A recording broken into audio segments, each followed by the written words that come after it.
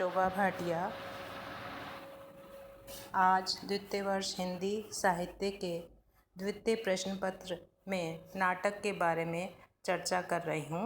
प्रथम वर्ष में हमने कहानी के बारे में अध्ययन किया था।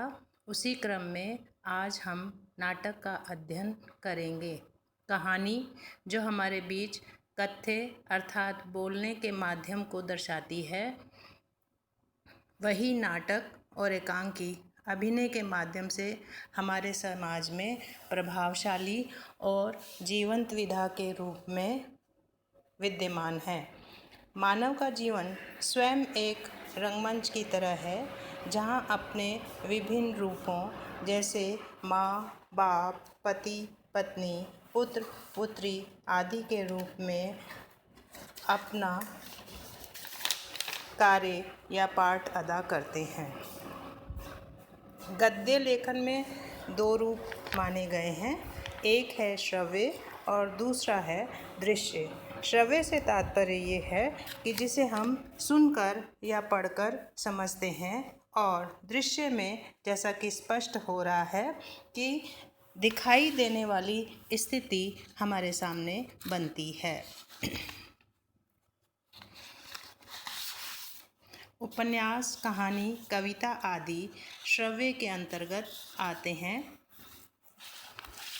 तो अभिनय और रंगमंच से जुड़े होने के कारण नाटक एकांकी दृश्य के अंतर्गत आते हैं। भारत ही नहीं, विश्व में रंगमंच की परंपरा अत्यधिक प्राचीन है। नाटक में पात्रों की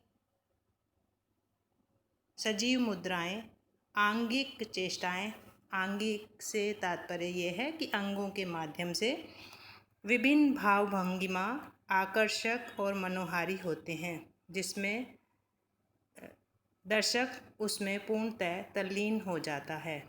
इस कारण नाटक प्रभावकारी और अमिट सा होता है। नाटक का चमत्कारिक रूप हम टेलीविज़न पर धारावाहिक के रूप में देखते हैं। नाटक का अर्थ एवं स्वरूप। नाटकों का सूत्रपात हिंदी की अन्य विधाओं के समान संस्कृत नाटक परंपरा से ही माना जाता है। नाटक शब्द की उत्पत्ति नट धातु से हुई है, जिसका अर्थ अभिनय से लिया जाता है। अंग्रेजी में ड्रामा शब्द नाटक के लिए प्रचलित है। संस्कृत नाटकों की उत्पत्ति का संबंध भरत मुनि के नाट्य शास्त्र से माना जाता है। नाटकों का खेला जाना और लिखा जाना अत्यंत प्राचीन है, लेकिन पुष्ट प्रमाणों के अभाव में यह स्पष्ट नहीं हो पाता कि वस्तुतः नाटक कब से प्रारंभ हुए। देशी विदेशी नाटकों ने नाटक के बारे में अलग अलग मत प्रस्तुत किए हैं। ऋग्वेद में संवाद, यज्ञ में सूक्त आदि से भी नाटकों का संबंध जोड़ा गया है। लोक जीवन में मनोरंजन का सक्षम और उचित माध्यम नाटक कहा जा सकता है। मुख्य रूप से नाटक के कुछ लक्षण इस प्रकार कहे जा सकते हैं। पहला, नाटक सजीव, सरस और मनोरंजक विधा है। दूसरा, कथानक प्रभावी और समाज उपयोगी होता है। तीसरा, विस्तृत जीवन के किसी अंश की खास एवं सार्थक अभिव्यक्ति नाटक में होती है। चौथा, नाटक अभिनय द्वारा मंच पर प्रस्तुत किया जाता है। पांचवा, नाटक में जीवन के किसी विशिष्ट रस की अभिव्यक्ति होती है। प्रारंभिक नाटकों में स्त्री पात्रों का अभाव था। इस अभाव की पूर्ति के लिए विशिष्ट अप्सराओं की परिकल्पना की गई और असुर पराजय, अमृत मंथन और त्रिपुरधार जैसे नाटकों की रचना की गई।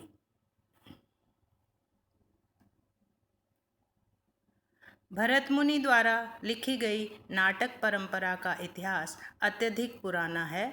यद्यपि भरत मुनि से पहले नाटक परंपरा का सूत्रपात हो चुका था, भरत मुनि से इस परंपरा का परिष्कृत और परिवर्धित रूप दिखाई देता है। भरत मुनि का समय 10वीं सदी पूर्व के लगभग माना जाता है। 9वीं 10वीं शताब्दी में विदेशी आक्रमणों से नाटक खेलना कठिन हो गया। तब स्वांग, कठपुतली नृत्य आदि से इस परंपरा को जीवित रखने का प्रयास किया गया। भारत में नाट्य कला की परंपरा का विकास भारतेंदु द्वारा खड़ी बोली के माध्यम से किया गया। इस तरह यदि देखा जाए तो हिंदी गद्य साहित्य का आरंभ भी हिंदी नाटकों से ही होता है। हिंदी को नाटक परंपरा संस्कृत से विरासत में मिली है, इसलिए जब हिंदी गद्य साहित्य के सृजन और निर्माण का प्रश्न उठा तो भारतेंदु ने सबसे पहले नाटक कला को देखने का प्रयास किया। गद्य की अन्य विधाओं जैसे कहानी, निबंध, उपन्यास के स्थान पर अभिनीत होने के कारण नाटक ने लोक जीवन में अपना स्थान अपेक्षाकृत जल्दी और प्रभावी रूप से बनाया। नाटक की ओर ध्यान जाने का कारण सामाजिक भी था। उस समय राष्ट्रीय जागरण काल में देश की जनता धार्मिक अंधविश्वासों, कुरीतियों, रूढ़ियों, आर्थिक और विदेशी शोषण के विरुद्ध नाटक के सशक्त माध्यम द्वारा अभिव्यक्ति प्राप्त कर रही थी। रंगमंच द्वारा जनता जीती जागती तस्वीर देखती और उससे अधिक प्रभावित होती थी। ब्रज की रासलीला, उत्तर भारत में रामलीला, स्वांग शैली आदि ने नाटकों को प्रभावित किया और रीतिकाल की श्रृंगार प्रियता का असर भी नाटक पर पड़ा। इसी तरह से पारसी नाटक एवं रंगमंच का प्रभावी असर नाटक पर पड़ा।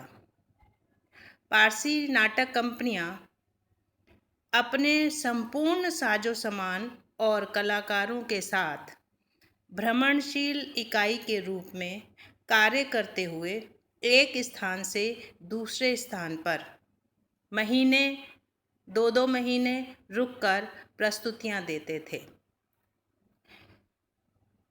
इनकी अपनी मौलिक रंग और शैली भारतीय लोक रंग तत्वों के साथ शेरो शायरी, गीत संगीत, हास्य व्यंग, श्रृंगार आदि के माध्यम से दर्शकों को बांधे रखने में का कार्य प्रभावी ढंग से करते हैं। इस तरह से हम ये जान पाए हैं कि नाटक का विकास हमारे बीच बहुत समय पहले ही हो गया था और शायद मनुष्य के जन्म या बातचीत के दौरान धीरे धीरे यह विकसित होता चला गया।